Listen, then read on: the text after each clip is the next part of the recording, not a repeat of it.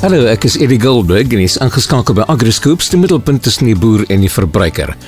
Ons gesels vandag verder oor die belangrikheid van vrugtekwaliteit in terme van uitvoer. Ons gesels vandag met die lid van die tegniese bemarkingsspan by Rovensa Next Sub-Sahara Afrika, Carla Husselman. Rovensa Next is 'n multinasjonale maatskappy wat biologiese oplossings bied vir produsente wat meer volhoubaar wil boer. Carla, ons het verlede week gesels oor die uitvoer van vrugte en die risiko's wat daarmee gepaard gaan met betrekking tot vrugkwaliteit. Kan jy dalk weer vir ons 'n kort oorsig gee?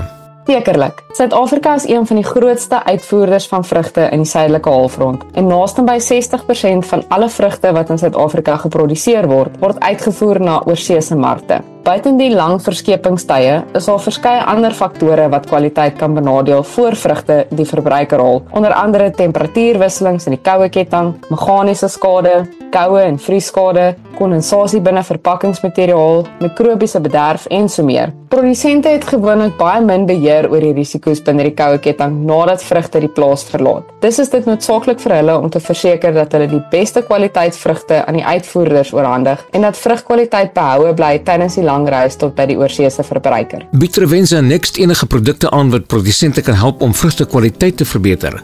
Ja, beslis. As deel van die Cosmocell portefeulje het Rovensa Next 'n betroubare strategie om die produksie van topgehalte vrugte te verseker. Dit sluit in 'n kombinasie van mainstay kalsium, 'n vloeibare bron van hoë konsentrasie kalsium sonder enige nitrate, kloriede of sulfate, asook die selwandversterker Barikat wat beide kalsium en silikon bevat. Hoe werk hierdie produkte? Kalsium en silikon is beide belangrik om die selle binne die vrugte te beskerm teen meganiese skade, patogeen of insekpenetrasie, asook vogverlies en fluktuasies in turgor wat kan ontstaan weens wisselende temperature. Aangesien hierdie twee elemente deur massavloei vanaf die wortels via die xylium na die vrugte vervoer word, is daar 'n beperkte vensterperiode vir die vrugte om dit te akkumuleer. Sodra die vrugte ophou fotosinteer, met ander woorde wanneer die vrug van kleur verander of wanneer daar 'n waslaagie op die vrugte vorm, neem die transpirasie tempo van die vrugte af en so ook die translokasie van elemente deur massavloei. Soos die vrugte verder vergroot, verdun die konsentrasie van elemente in die vrugte en raak dit moeiliker om addisionele kalsium en silikon in die selle van die vrugte te kry.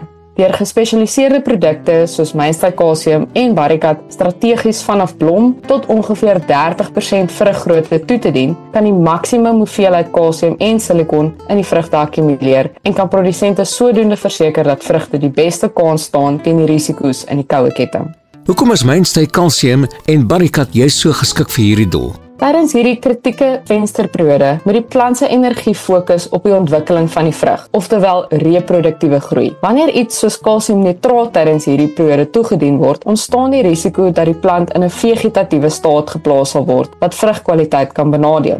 Mainstay kalsium en Barikat is beide bronne van kalsium wat geen stikstof of ander soutte bevat nie. Dis is dit 'n ideale bron van kalsium om tydens hierdie fase van ontwikkeling toe te dien. Die microencapsulation tegnologie van die produkte laat ook toe dat dit deur die besproeiingswater toegedien kan word. Die tegnologie beskerm die elemente teen kompleksering met ander elemente, sowel as die grond, wat sodoende die plantbeskikbaarheid verhoog. Deur die produkte deur die grond toe te dien, hoef produsente ook nie nog 'n produk te spuit tydens 'n fisiologiese sensitiewe groeifase soos blom nie. Skakel volgende week in vir nuus rakende proewe wat met mainstay kalsium en Barikat gedoen is om na-oesvrugkwaliteit te verbeter. En dit was 'n lid van die tegniese en bemarkingsspan by Rovensa Next Sub-Sahara Afrika, Carla Husselman. Dankie dat jy vandag by ons ingeskakel het.